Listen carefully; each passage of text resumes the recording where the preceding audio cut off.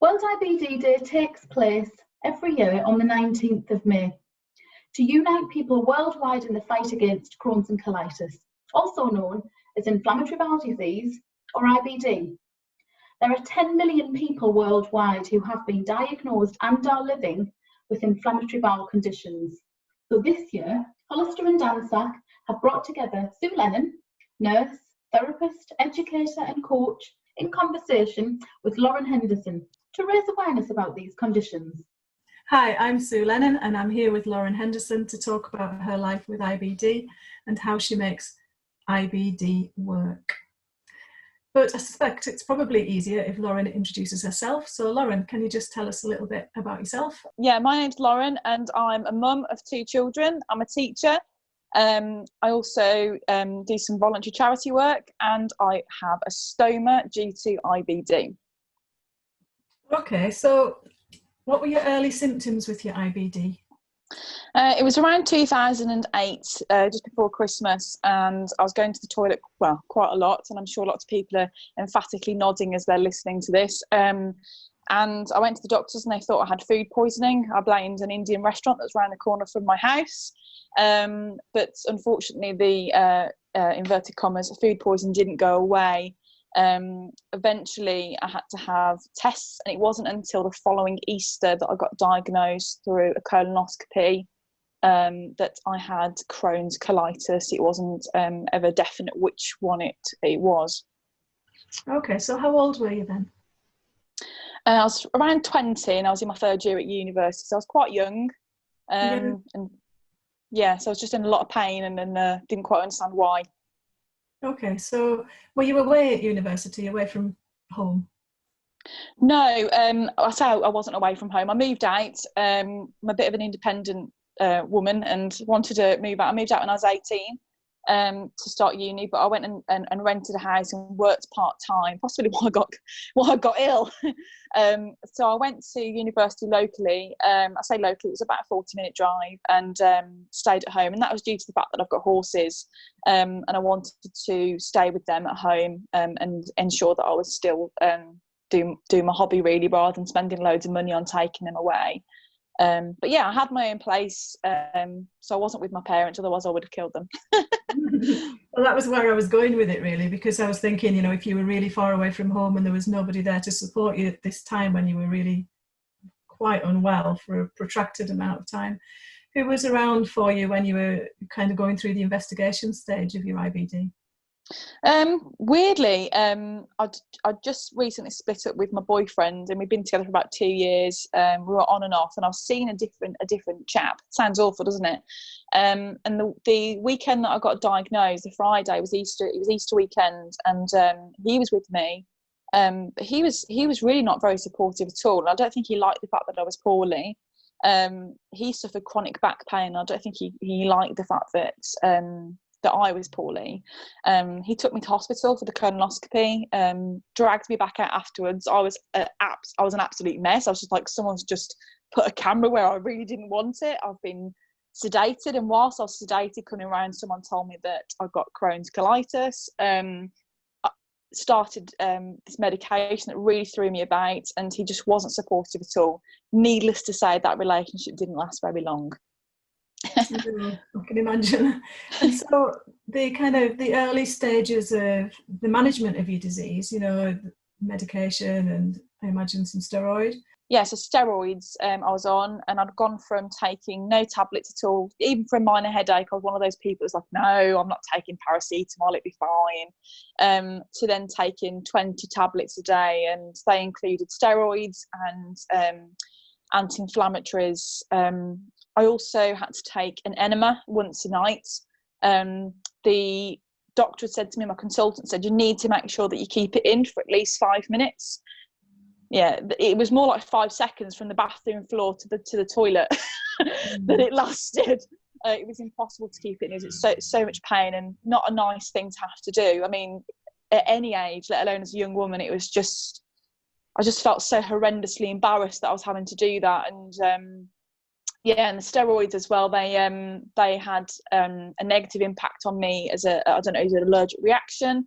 But I had to call A&E because I stopped breathing. I couldn't breathe unless I was like crouched over. It was really, really bad. But yeah, eventually I got used to the steroids, and as probably lots of people know, it makes you a bit moody. It makes you tired. It makes you hungry, and it makes you have a bigger face than normal. So I had a nice large moon face that I didn't have any idea why I was getting this round face, but it just changed the way I looked. And I think really that was one of the first chips off my confidence, that I didn't look like me anymore. Yeah, sure. I mean, there's so much going on at that time, isn't there? I think of myself as a 19 or 20-year-old young woman, and the thought of having invasive tests in my bottom, just, it really, I just feel for you so much. But how did you cope in particular with the moon face? I mean, I know that it is common with steroids, but you don't commonly see people in the street. None of your friends are like that. So how did you cope with that? It was the only thing really that sort of kept my symptoms, I want to say control, but people with IBD will know that it's not, it's an element of control. But I remember going out on the pull for my might have been my 24th birthday, or I can't remember, it might have been a bit earlier than that, I can't remember. And we went out and we dressed up as Fame characters. So I had that, the leg warmers on. I thought I looked really hot. Like, I was like, yeah, rocking this down. I didn't really realise that my face had changed so much. And I was chatting up this guy. He was a fireman, and I was like, oh, this is nice. And he was standing on Birmingham Broad Street, and I really thought I was in with a chance until I looked at the photos afterwards, and I looked at myself and I thought, when did my face become so red and so wide and so puffy? And that's when I asked a nurse, and I said, is this a symptom? And she said it's a side effect of the steroids. So it took me a long time to realise why. And just looked like as Kieran calls it, my husband, he calls it, I look like my fat sister. But I wasn't fat, it was just my face, Never mind. Yeah. So was there anything else going on in your life at that time? I mean, you had plenty going on at that time. You were at uni, you had your animals, you were a young woman looking for a partner, presumably. Yeah, so I have a real bad case of not being able to let go, and I've been on and off with, I was on with a guy for 2 years. He was lovely, and we got on really well. We split up. Just one of those things when you're younger, and I don't know, I just couldn't quite let it go, and we were sort of on and off for about a year, which resulted in me becoming pregnant a week before I started my teacher training course. So yes, I finished my degree, go me, missed loads of lectures, but managed to come away with a 2-1. I was really proud. Back to start my teacher training course, and then a week before I started, I found out I was pregnant. So I was pregnant, alone, and pooing myself. It's a great time. So you're a teacher now? Yes. That means that you must have gone through not just teacher training, but teaching placements with IBD. How did that? Yeah, so I mean, at the time, showing my age now, when I did my teacher training 10 years ago, it was called a graduate teacher program that I did. So it was literally on the job, and it's paid as well. So I had a salary while I was on it. It was a small salary, but it was better than actually doing a PGC, which is most commonly what people do. I think they do things like skip programs now, and Teachers Direct, I think, are quite similar. So I actually did my course on the job. So from day one, I was in the classroom. I was teaching from day one. I was pregnant, and I was going to the toilet an awful lot, and also I was trying to get my head around my new career, So it was tough. Yeah, I can imagine.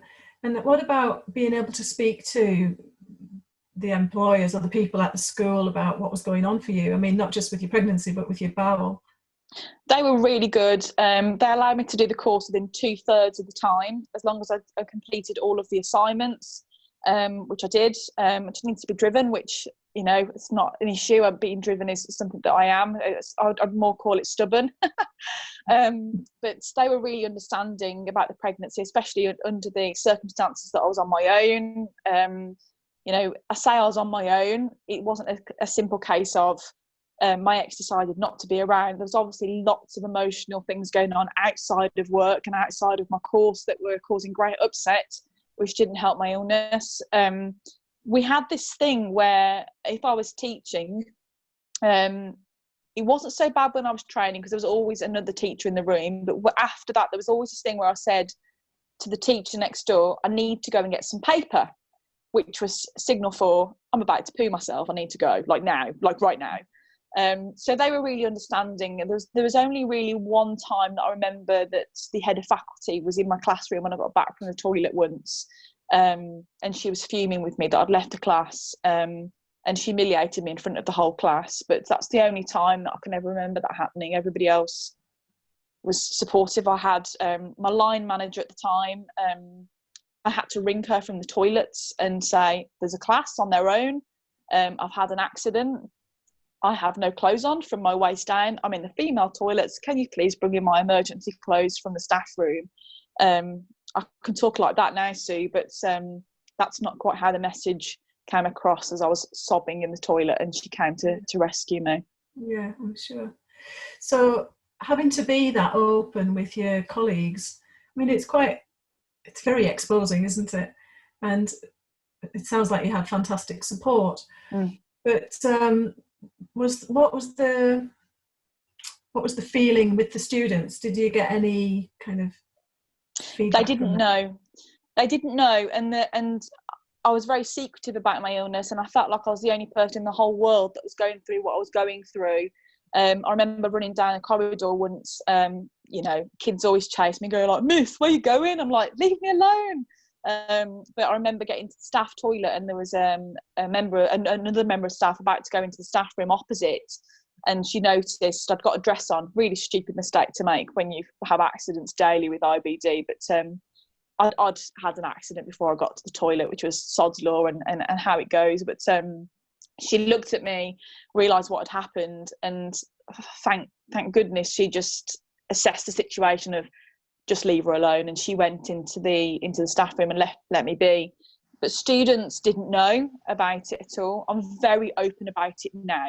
I'll talk to students all day long about what it was like to have IBD now, but at the time when it's happening to you, I didn't want anyone to know. Didn't tell anybody. And it's teenagers you teach, isn't it? Yeah. So if you have an accident in front of a 14 or 15-year-old, that you gave attention to last week, I can't imagine that going down quite so well. No, I would be the same as you. So after you've had an incident like that, Lauren, was there anything that you did differently? I know that you kept an emergency bag at school, but like you said about wearing a dress, did you respond differently the next day? It's funny because I don't think I ever really learnt my lesson with dresses. There was 2 occasions that I had. No, was it 3? It might have been more, but there's 2 in my mind that really stand out. Me having accidents with dresses, and one was standing outside a classroom. I'd sort of exited the classroom needing to go, but managed to only get outside the classroom. And I was wearing I don't even know what dress I was wearing. I was wearing a lovely dress and had an accident outside the classroom and wearing only a dress and a cardigan, and thought, how the hell do I sort this out? I got this lovely new bright orange cardigan and sorted myself out with that, and then pegged it to the toilets, leaving a class on their own, sorted myself out, cleaned myself up. A teacher came in and she made a comment on the smell in there, and I had to sort of go, oh yeah. And inside I was like dying because I knew that obviously it was me. Went back to the classroom and made up some horrendous lie that the reason that I'd left the classroom, there was a rogue dog running around the school, and how dare it had pooed outside the classroom, which they believed, thank goodness. But yeah, eventually I learnt my lesson with the dress situation, and trousers were a goer, and having spare clothes, baby wipes, and you just know that the day that you are really prepared, you won't have an accident. The day that you forget it, which has happened on numerous occasions, the day that you don't take that emergency kit, or that the spare trousers that you've already used in your car, you've not replaced, you have an accident. Yeah. What about the mental, the emotional context of all of this? I think right from the moment of starting with symptoms, the uncertainty and the stress and the having to plan and having to think about what you wear and where you keep things, it's just a massive emotional burden. And I'm curious about the kind of mental health support during IBD, in the early days of IBD. Is that something that's recognized? It may be different now, but for me, I feel that, I mean, I look at the support that is out there now for people with IBD, and maybe it's because I'm in the community and I can see that. I didn't really have much support. There was a fantastic charity at the time. It's now called Crohn's Colitis UK. I know you've been talking to Victoria today. At the time, it was called the NACC at the time, and I used to go on the forum on there and talk to people online. That was helpful. But as far as any medical professionals that were considered, you know, no one helped me. I mean, I was most likely depressed. I mean, who wouldn't be? But I didn't think to go to the doctor at that point to say I'm feeling really down. But on top of that, I also had Teddy, my little boy. He was born during my illness. He was early due to the fact that he stopped growing, probably because I was so poorly. That was an emotional roller coaster, and the fact that mentally I was going to work and trying to go to work, come home, deal with the horses and deal with Teddy. You know, and I remember just stirring a tin of beans just to prepare his dinner, and just propping myself up on the side and just sobbing, because it was just so hard. I was exhausted and I was done. Yeah, sure. Do you think it's something that's recognised now, or do you think it's something that you access more post-stoma surgery maybe, or is more available more post-stoma surgery? I feel there's more support post-stoma surgery, but then that may be because I had more support post-stoma surgery, and I think it might be because I am the support now from that perspective. But I think that support sometimes needs to be found, and I think people need to dig a little bit to find that support and actually ask for help. A lot of the time when I speak to people haven't asked for the help. They've sort of hidden themselves away and don't ask. But yeah, I just think that now there seems to be a lot more support, but people do need to ask for support and need to share what's going on, and they need to be honest, because at the end of the day, people don't see it. People don't see, because if you'd have looked at me 10 years ago when I was poorly, other than having a slightly larger face, you wouldn't have known that I didn't look any different to that. And I would have looked like Lauren. I would have sounded like Lauren. I would have spoken to you like I am now, and no one would have known. And I think that is the problem, is that it's that invisibility that we are under as IBD sufferers, that we don't have that recognition that you know that we are actually ill. You know, it's just that's the problem. People don't see that we're actually ill. Yeah, I think that's huge. Yeah, I do too. So some years in, was it about 5 years in, you went down the ostomy route? Yeah, it was just over 4 years. On the day that Kieran proposed to me, was the day that I also found out that my surgery was going to get booked. Okay. And how collaborative were you about that? Was it something that you were involved in that decision, or was it was told it's time? I think I knew it was coming, and I think you sort of ticked down the list, and I'm not, to not sound awful, I'm not stupid. I could see what was coming, and I could see that the list was going down, and I say to my consultant, does this mean if this doesn't work, then I've got this, then I've got surgery, and if this doesn't work now, does that mean that surgery's next? And he tried to tell me that there wasn't many people that had IBD that had surgery, which I don't know. I don't know what the case is with that, but obviously I wasn't one of those people that avoided surgery. I had nightmares about it. I used to wake up screaming and sweating, thinking that someone was operating on me. Really against it, really, really not happy about it. But I think once I'd had that phone call, I think I was resigned to the fact that maybe this might be the thing that makes me better. Okay. So what about, what did you know about surgery? Had you done the research already?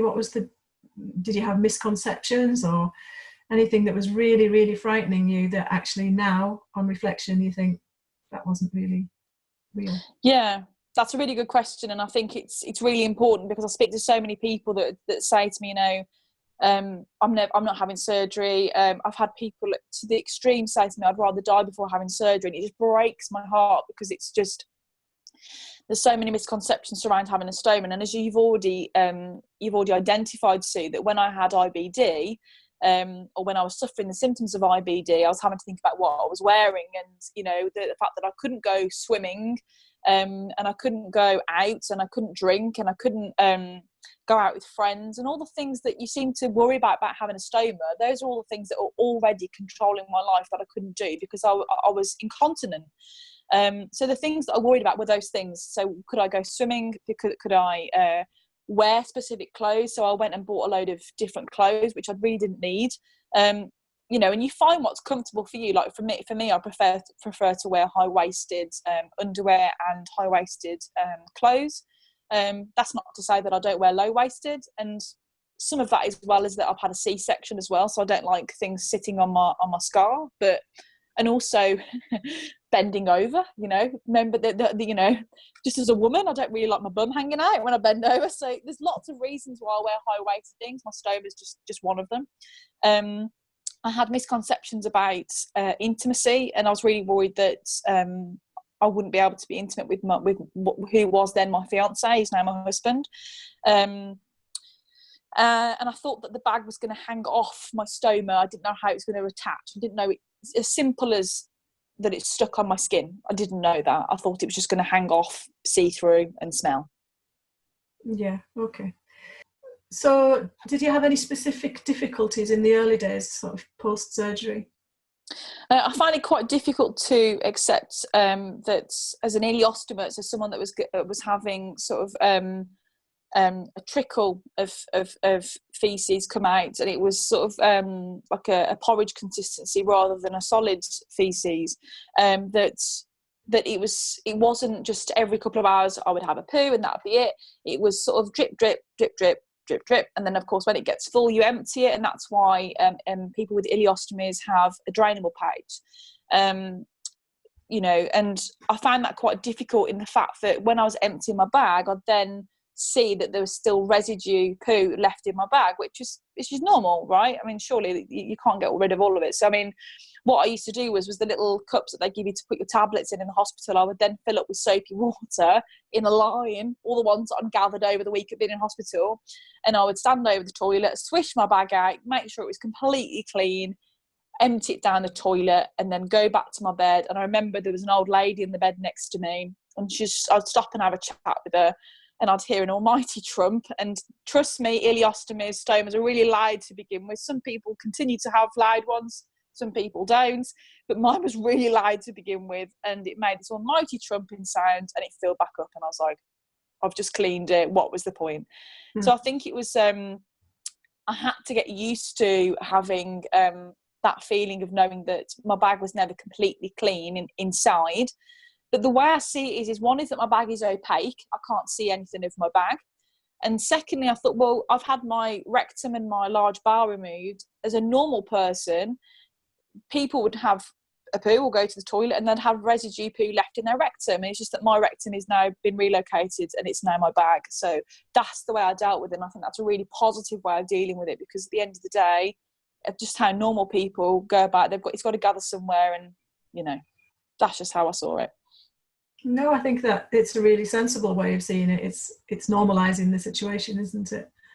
I did have leaks as well. Okay. Tell me about? Yeah, but it wasn't for a while. It wasn't for a while, and I'll tell you a funny story soon. And this is a lesson for us all. Okay.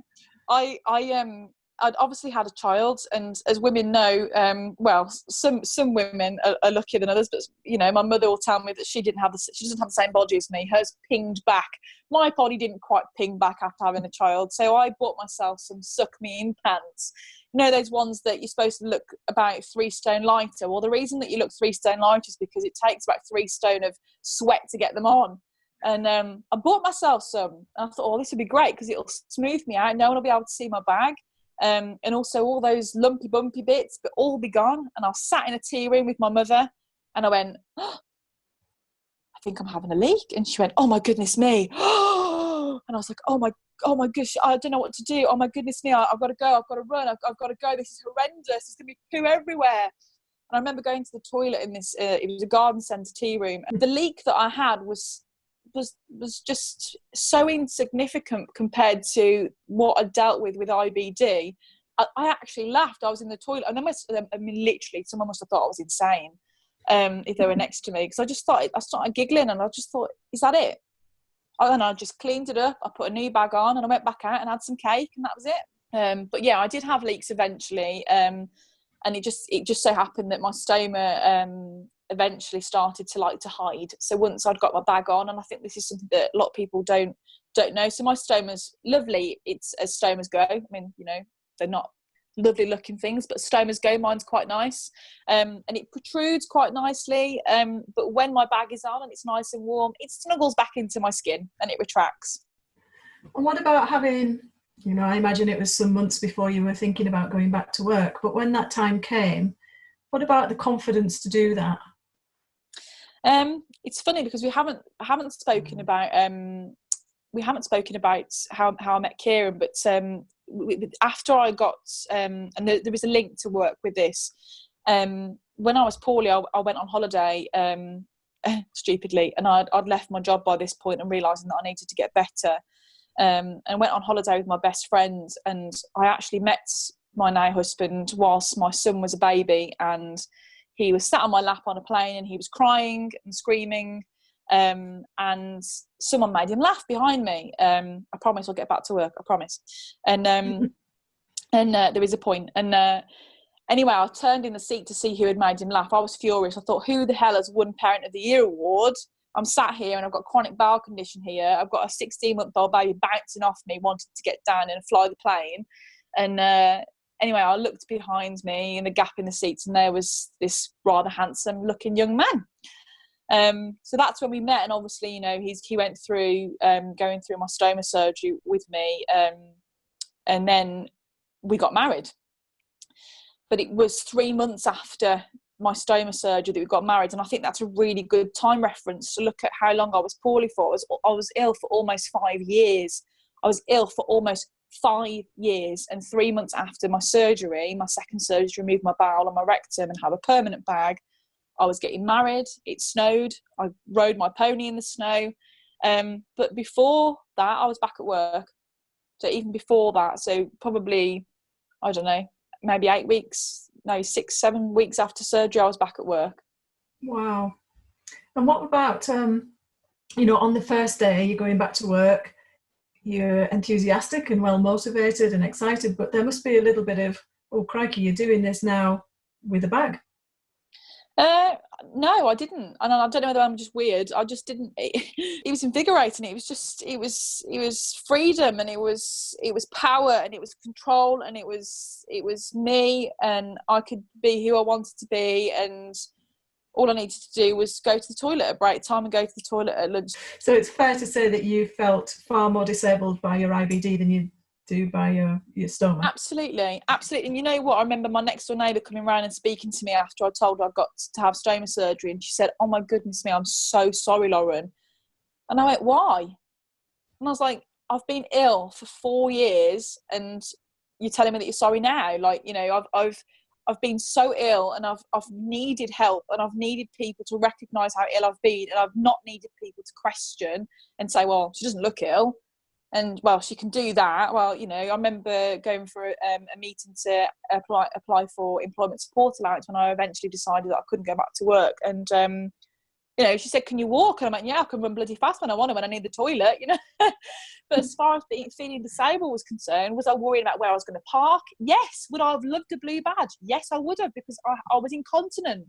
And that is so difficult. And not only that, was that I was so tired and so exhausted. My joints ached. I ached everywhere. I was in chronic pain. If that's not disabled and not debilitating every single day, then to me, I just think that is more disabling than me sat here now with a different plumbing system that I had before. Yeah, I totally get that. So we've touched on relationships a bit, but I'm really interested, this is a long journey, like you said, 5 years of being poorly. And I'm interested in the relationships that were particularly important to you through the journey, you know, at different points, who was important. Can you talk about that a bit? I think from the beginning, the one person that saw all of it was my mum, and you know, God bless her, she's amazing. But she wanted to fix me, and I'd get like a text saying, "Oh, I've tried this article on Google, and it says that if you drink coconut water, then you'll cure your Crohn's." And I was like, "Okay, Mum, great." And oh, if you do this diet, and if you do this, and if you have that, and I got so angry with her for keep trying to suggest things all the time. But in essence, I think that I forgot that she was suffering as much as me, but just in a different way. Because now, as a mother now, I can see that, you know, whenever my children have got a cold or a persistent cough, I just wish that I could have it off them, because I hate seeing them in pain. So for her, it must have been tenfold, seeing how poorly I was. And she didn't see, or did see, she did see underneath that invisibility cloak. She saw underneath it, and she saw the everyday. She saw the accident. She saw the backlash of that. She saw the pain. She used to say to me that I used to get a red blotchy mark on my face, and then seconds after I'd say, "I'm having a Crohn's moment," and that meant I need to go to the toilet like right now. She was great. She was really supportive. She used to come to all my appointments with me, but worried profusely about me, which was hard. When I found out I had to have stoma surgery, she was very much against it, in the fact that she was worried. She was very concerned. My dad, on the other hand, was just against it, because he was like, no daughter of mine is having a stoma. You know, there's other things that you can have. No, you don't need to have this, you know. And I did say to him once, which he doesn't remember, and I think it's possibly because I asked him the question. It was a leading question. It was wrong of me to do so. And I said to him, "Will it tarnish your view of your perfect daughter but if I have a stoma?" And he sort of went, "Well, yeah." And I think I led him into that trap, really. And I don't think he ever really meant it as that, but it stayed with me for a while. And I know he doesn't see me like that now. You know, he knows what my stoma looks like. He was there when I've had my bag. He's seen all the pictures that I've had, you know, with my stoma and my bag, and he's so proud. And he's just, you know, more than anything else, I think that both of them, particularly my mum and my dad, whenever I see them, they never really say, you know, my mum will say, "Oh, you know, I always forget that you've got a bag." You know, and it's like, she finds it a little bit like, "Oh, it's just so nice. I never really think about it." And it's, why should she? I just behave like anybody else now. The other important relationship, I suppose, is really important to mention, and I think a lot of people will relate to this, is the relationship that I have with my son. You know, I was a single mom for some time, and, you know, that was really hard.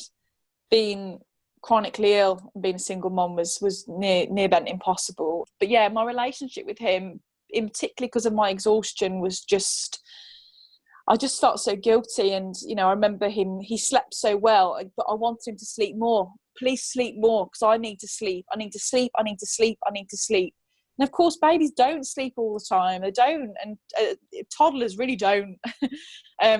But he'd cuddle me in bed, and we'd watch the iPad. He thought I was watching The Lion King. Thank goodness I knew all the lines to it already. And he'd say, "Wasn't that a great film?" I'd go, "Yeah, I've been asleep for 2 hours." Slip in a quick Hakuna Matata. Yeah. So I used to take naps and snuggle him in bed when he was a bit bigger, obviously not when he was a baby. But I just feel so guilty that I've missed time with him. And it was so different, obviously, with him compared to my second child, you know. And I just, that bothers me, and I can't take that back now. But, you know, you weren't able to do anything differently. No, I couldn't. No. So I know you said about meeting Kieran on the aeroplane, and he knew you with your IBD and then supported you through your stoma surgery. So how did he support you at the time of your surgery? Well, I mean, just going back to when we first met. I mean, I remember the first time that we had a drink together. We met on this plane, and then we ended up at the same hotel, and we had a drink on our last night. And I thought, I'm just going to tell him, you know, I'm a bit of a go-getter, and I just think, well, the worst that can happen is that he tells me to do one, and I never see him again. Oh well. I told him that I liked him. And he just stared at me and said nothing. I was mortified, but never mind. But the fear of knowing that I was going to tell him that I liked him obviously made my Crohn's colitis really bad. I was running to and from the toilet, and he didn't know at the time. He did know about my illness when we first met, but it was more a case of sort of like, Lauren's got a bit of a tummy problem. You know, it was sort of I've got a bit of a tummy problem, an illness. Ooh, I'm just going to get on medication for the 15th time tonight. And it wasn't. I was going to the toilet. He never questioned it. And I remember driving through not a nice part of Birmingham and needing the toilet. And being a country girl, I'm used to looking for a nice field gate to hop over. And suddenly I was presented with pubs, houses, clubs, streets, lots of people. Thankfully, I think luck was on my side, and I managed to clench every part of my body and hold it that time. But it made me realise that I needed to tell him. And what was incorporated with that was telling him about the fact that stoma surgery was looming for me. But how do you tell someone that you've got a chronic bowel condition? How do you then tell someone that you go to the toilet up to 40 times a day? You know, I mean, for a poo. I mean, it's just, you know, it's not nice. And then also, sometimes I don't make it to the toilet. And we were together one night, and I told him exactly what I've just said. And I also said, and also, I may have to have a stoma bag. And he looked at me and he pulled me in tighter into a hug, and he cuddled me and he said, "You're so brave. I think you're amazing. If it was me, I'd just lock myself in my bedroom." And I looked at him and I said, not one to miss a joke, and I said, "If you do ever get it, and I hope you don't, lock yourself in the bathroom, not the bedroom."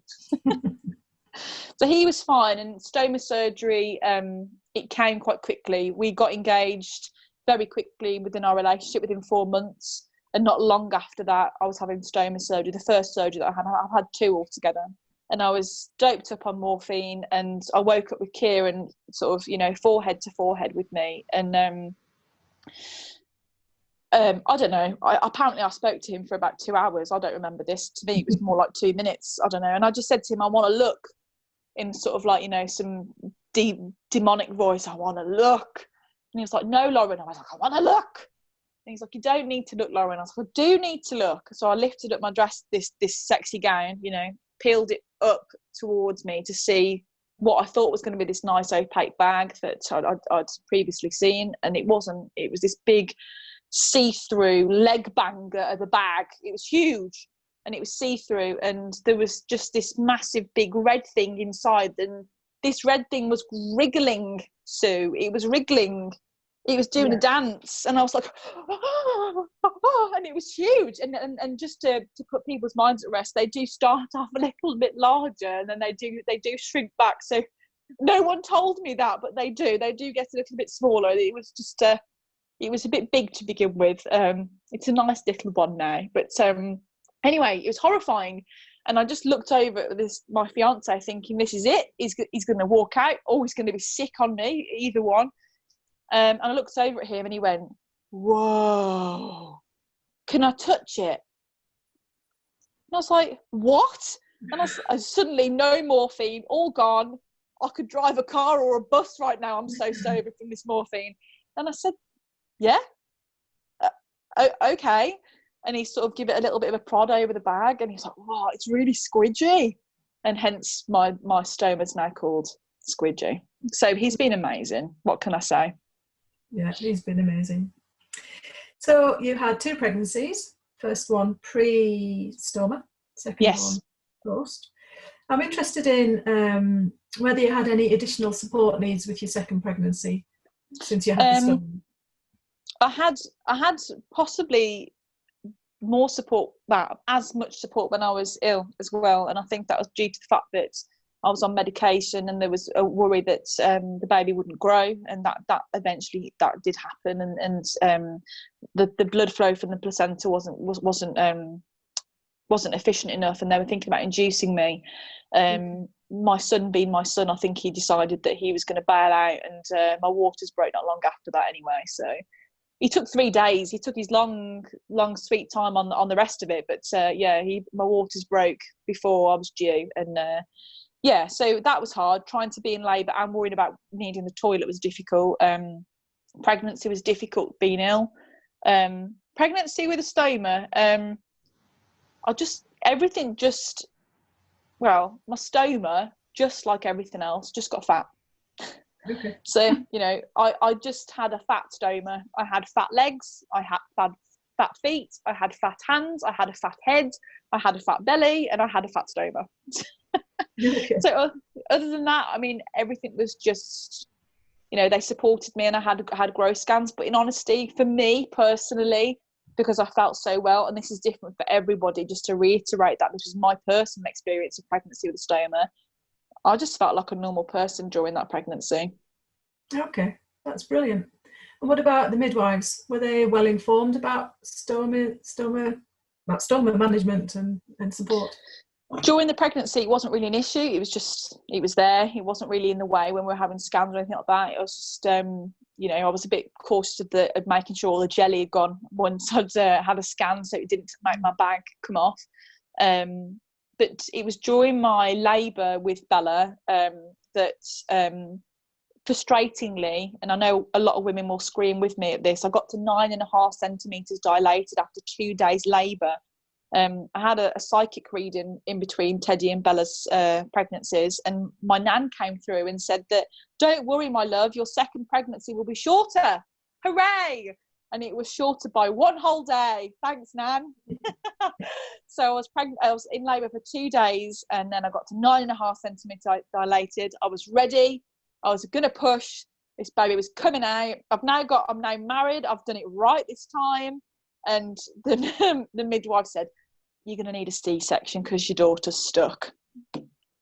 And I was so cross. I think I've never been so angry in my life, and I shouted at her and I yelled at her, and I couldn't. She said, "Why are you so angry, Mrs. Henderson?" And I was just like, "I can't tell them. It's because I really want to ride my pony, and I'm going to have another 6 weeks off."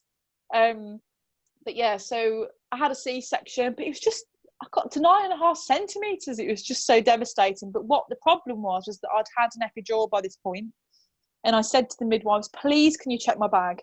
Please, because it's going crazy because of all the drugs that I'd had."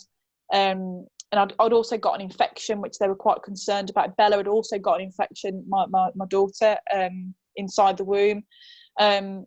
So I'd been pumped up full of things, and my bag was really active. I mean, it was a glorious colour of green. It was crazy. I mean, entertaining colour. But I'd said to the midwife, "Please just check my bag because I can't feel it. I cannot feel it." And once they put that screen in front of you, obviously I've got no way to touch it. Unfortunately, I think that message went out the window from midwife to when they went to the surgery room. And when I got back to the ward, obviously I'd got a wound that had just been sewn up, and the poor nurse that wheeled me back to the ward, she lifted up my gown and my bag. I said, "Can you just check my bag?" And it exploded. I mean, and then people say, "Oh, my bag explodes." I've never known my bag explode, but it had exploded, and it was just this like a luminous green liquid all over me, and it was all over the scar, and I just had this open surgery, and there was poo all over it, and I just felt, not only was I felt so embarrassed and so mortified, I felt disgusted that it was all over my scar, that I'd had to go through that I hadn't had that control. But I also felt horrified for the nurse, and I kept saying, "This is not what it's like. This is because they've not checked it. It's just because they've not emptied it," and I just needed them to do that. So I think that it just needs to be a little bit more awareness when people are going into surgery or anything like that, when they haven't got that control of being able to check it themselves. Yeah, sure. In terms of advising other ostomates who go through a pregnancy with a stoma, have you got any particular advice? People ask me a lot, and I get tagged in a lot of posts on Facebook about, has anyone had a baby with and had a stoma? And I find it a very delicate subject to talk about, because I think everybody is different. I think that has got to be at the forefront of people's mind when they're talking, discussing, thinking about pregnancy and stoma surgery, because everybody's led to stoma surgery from different paths. Now, for me, I had 2 surgeries, and I think that was a saviour for me because I have limited scar tissue.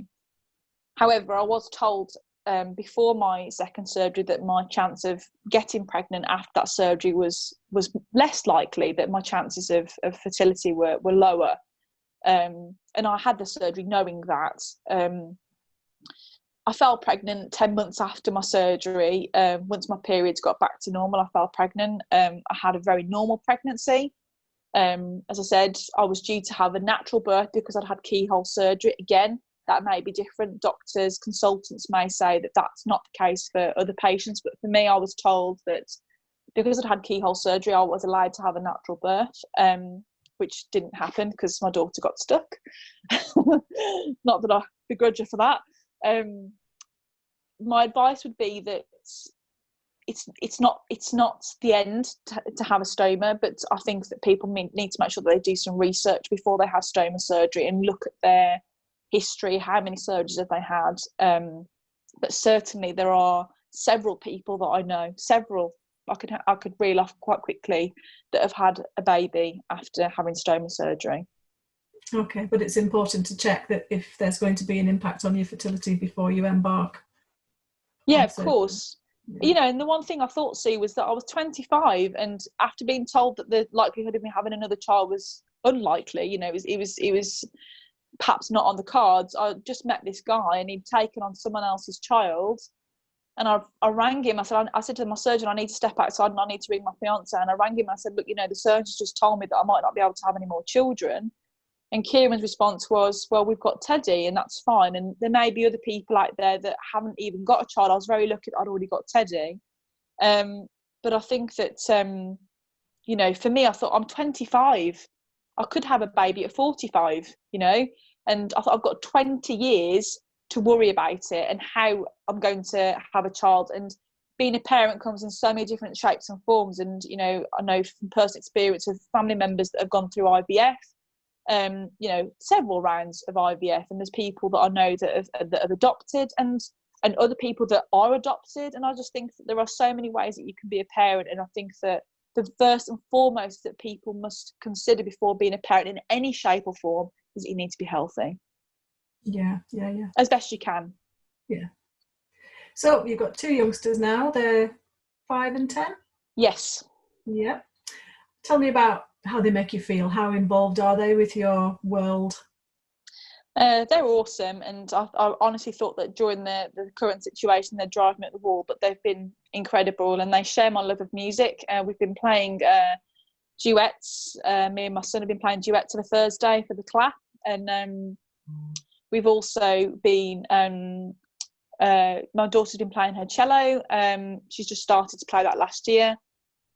We enjoy the horses together, and we go up the field together. My daughter's got a pony that she rides. It's the tiniest pony in the world.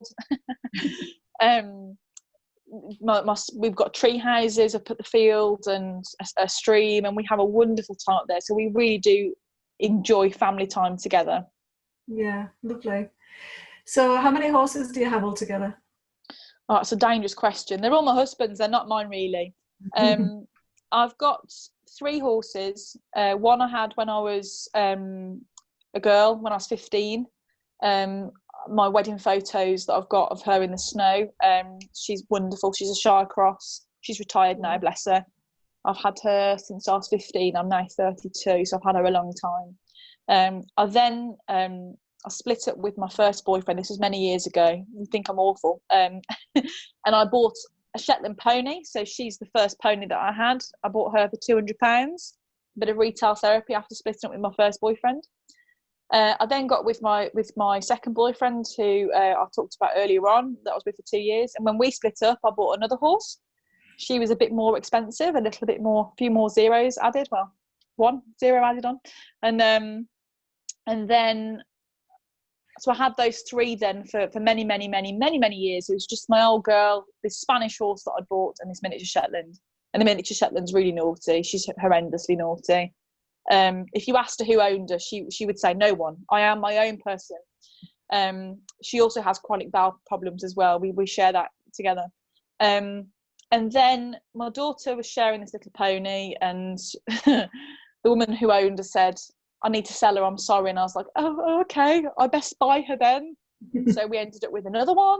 And then last year I had a really bad time at work and had a little bit of a cry and saw a little black colt, a Spanish little baby boy, and bought him. So no more babies and no more horses. Well, actually, no more crises. That would be the best thing, wouldn't it? Yeah, I think so. Have retail therapy. So I believe you were back riding quite quickly after your stoma surgery. Is that right?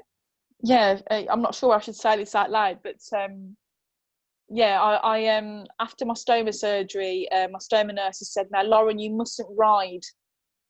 You must not ride. You must not ride. And I remember saying to Kieran, I really just want to ride. Please just let me ride. You know, my old girl, Rosie, she's such a good girl. She's like a big armchair. You know, I've just had my bum cut open and it's hurting like hell. It's been sewn up. It hurts to sit on the sofa. It hurts to stand. It will hurt sitting on my horse, but at least I'll be happy. And I said, I'll just go for a walk. No, Lauren, you're not going for a ride. I've rang up the stoma nurse. I've told them categorically you're not riding. Okay, I'm not riding. And one rainy day, I drove to where we kept the horse at the time, which was at somebody else's yard, and they had electric gates. Oh, and I still haven't forgiven him, Sue. I tell you, he took the fob off my keys. I got there and it's pouring down with rain. I thought, no one will suspect that I'm going for a ride. Ha ha ha ha ha. Went to open the electric gates and he'd taken the fob. But eventually I got my own way and I got back on after 3 weeks, which can I just very quickly say is not advisable. Yeah, I think you should say that. What did the stoma care nurse say? Did she know? She rang me and she said, I think you've possibly given in, haven't you? And I'm not one to lie. I'm not a very good liar. And I said, yes, I've ridden. I've only gone for a walk. Please don't go mad. And she said, please just come to the hospital and get a support belt and a vest. So I went and got a support belt and I hated it, this big, heavy, robust support belt for, you know, right after surgery, and I had a vest. But I literally, the horse that I've got, she's a big rocking armchair. She's lovely. As I say, she's retired now. And I just went for a plod on her. But as I said, I would not, if anyone's ever asked me since then, I would advise against it. Okay, cool. So I'm just aware of the time. So now you would normally be working as a teacher. You've got 2 primary age children and a husband, 3 horses, 2 ponies and a dog. Have you got anything else going on? To Kieran, my husband's got 3 horses, 2 ponies and a dog and 2 children, and he copes really well, may I add, Sue.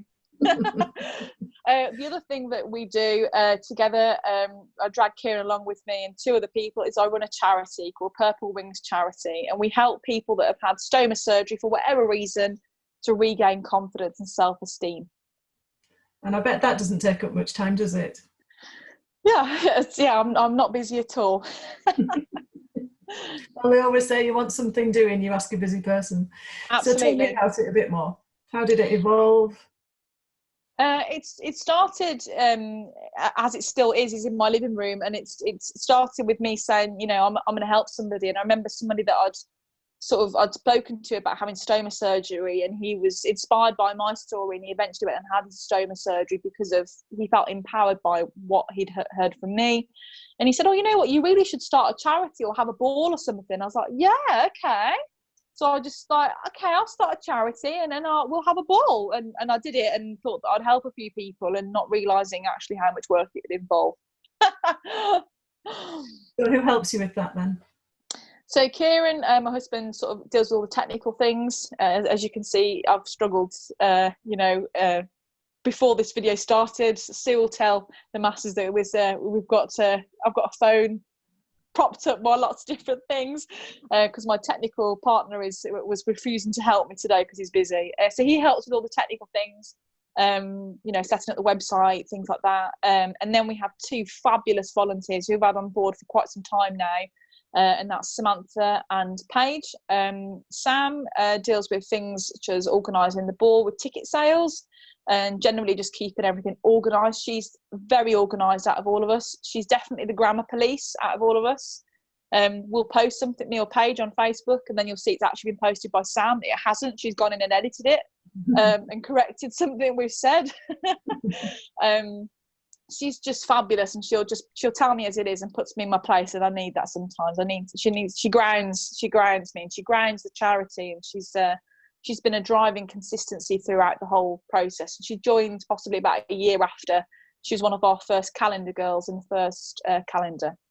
Okay. Paige joined after I gave her a grant, and I started to notice her more. Her social media presence was becoming apparent to me, and I thought, you know what, this girl's really good at this. And I approached and said, you know, how do you feel about doing some work for us? You're really good at this. You're really good at reaching people. I could do someone to do this.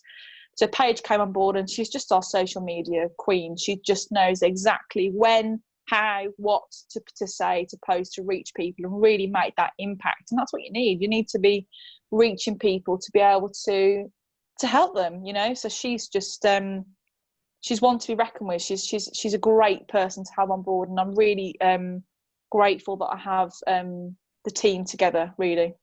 Yeah, fabulous. So tell me about the aims of the charity. What is its focus? What's at its heart? Confidence and self-esteem. And I think that our motto is recover, adapt and overcome. And from the very start, I realised that the recovery part doesn't always come first. And sometimes the recovery part doesn't come at all. Some people have stoma surgery and are still poorly after that, depending on what illness they have had or have got. Or may have complications. And one thing that we really focus on is that adapting and overcoming, to make sure that a bit of tough love, really. I'm a bit like a mum within the charity, and I say, okay, well, you've got a stoma, things aren't quite going to plan. What are you going to do? You can't stop living. And that's one thing we really focus on, is that make a list of all the things that you can do, and I bet you that list is a lot longer than the cannot list. A lot longer. Yeah. So you gave grants for people to have experience as well through the charity. Can you tell me a bit about that? Yeah, recently they were called wellbeing grants, and I thought, wow, that's actually a really good way of putting it, and I really like that. We've called them time for me grants, confidence boosting grants, but I think wellbeing grants is a really good way of wording it, because it is for wellbeing, and we really tailor it to each individual. So what we mean by grant is that I will speak to somebody. They are normally nominated by somebody else if they're lacking in confidence and they've had stoma surgery or about to have stoma surgery. And we speak to them about their passion. So, for instance, there was a girl that she was feeling quite low. Her mum nominated her, and she said she's a really passionate singer, but I've not heard her sing one note since she's had surgery. So we booked her a studio day to go and record some songs, a CD, an album, and she sent us some videos, and just things like that just really helped us to get people back to who they are, and that's really important. It's not just a case of, a lot of people think they're treats, and it is a treat. Some people go off for a night away with a loved one to spend some time, intimately with somebody, or it might be with a family member, it might be a shopping trip, and anything like that. Just to boost their confidence, but it's always really very much individually tailored to that person, to make sure that we are really hitting the heart of what's going to get them back to being who they are. And it's not just for people with IBD, is that right? No, it's for anybody that's got a stoma. So whether that be due to IBD, or whether that be due to cancer, or Hirschsprung's, or an accident. There's so many reasons why people can have a stoma, and I'm learning every day that there's just so many different reasons why people get them, and I'm always fascinated to hear people's stories. So yes, we help anybody with a stoma. Okay, so what do you gain personally from running the charity? What does it give back to you? A headache. No. No, it's it just feels wonderful when, it doesn't really hit me until, we do the calendar every year, and we do a male calendar each year, and then a male calendar every other year, and female calendar every other year. And it's not until you sit back and you're watching this day unfold that you've been a part of, or you've organised, depends on who in the team has organised it. And you sit back and you look and you think, wow, I started this, I planted this seed. Or when people come up to you and say, I've got to say, Lauren, if it wasn't for Purple Wings, if it wasn't for Lauren, if it wasn't for Paige, if it wasn't for Sam, and I wouldn't be standing here right now. And when that happens, you know, we're so focused on the next bit, the focus of the next bit, the next part, you know, that we forget the here and now of what we're actually doing. And it's nice to hear that we're actually helping. When people say that, it's really nice to hear that back. Yeah, and you were recently recognised, I believe, nationally. Yeah, so I was sat at home last week it was, and I had a letter from in the post, and my daughter brought it in, and Kieran was looking at me like, what the hell's this? And it was one of those envelopes that's, you know, do not bend, really hard cardboard. And it had in capitals, Prime Minister written across. And I thought, oh my goodness me, what have I done wrong? Like, what have I done? That's exactly what I would think.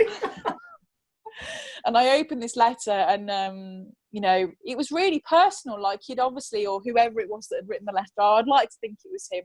He'd looked into what we do. You know, someone had gone to the trouble of nominating me and writing to the Prime Minister, and he congratulated me on starting the charity, and that was really what it was about. And it took me about 10 reads for it to actually sink in. We went for a dog walk, and I went, I don't deserve that. I don't deserve that.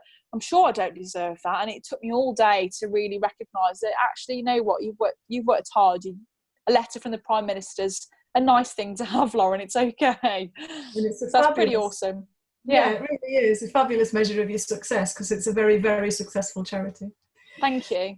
So I can see that we're coming to a close now, and I want to say a massive thanks, obviously, for giving up your madly busy schedule to talk to me today and enlighten me.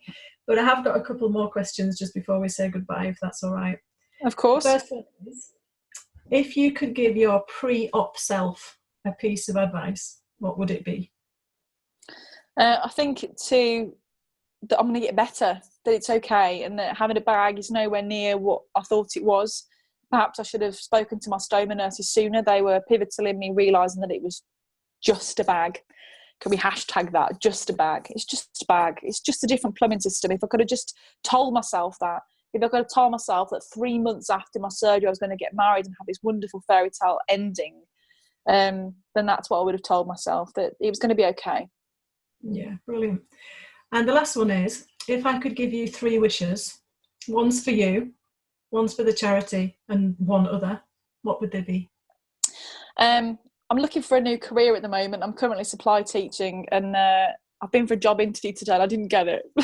So I'd love a new career. I'm not sure what direction I'm going in personally, but I would love to find something that I could be passionate about, that I could get paid for. That would be lovely. A wish for the charity. I would love the charity to grow so much and have the funds to be able to fulfill the needs that we would like to have counsellors on board, and to do so much more than what we're doing. And we have a business plan that's been sat there that still hasn't been realised, you know, those key elements of things that we said that we were going to achieve that require money. So it would be lovely for the charity to have a real nice injection of cash to be able to help more people and help them in a different variety of ways. Yeah, sure. And what about your other one? My last wish is my biggest wish, Sue. And my biggest wish is to have a house with land behind it so I could see my ponies every day in my garden. You know, I just had a little tiny inkling that might be part of it. Well, I think you've just done such wonderful things. I mean, not just personally in your own, you know, inner strength and your motivation to make changes, but for the charity and to help so many other people. And you've certainly helped me to have an insight into what it's like to live with IBD and how you make IBD work. So I've got, you know, massive thank you. Thank you for interviewing me, Sue. It's been lovely. It has. It's been real fun. Bye-bye. See ya.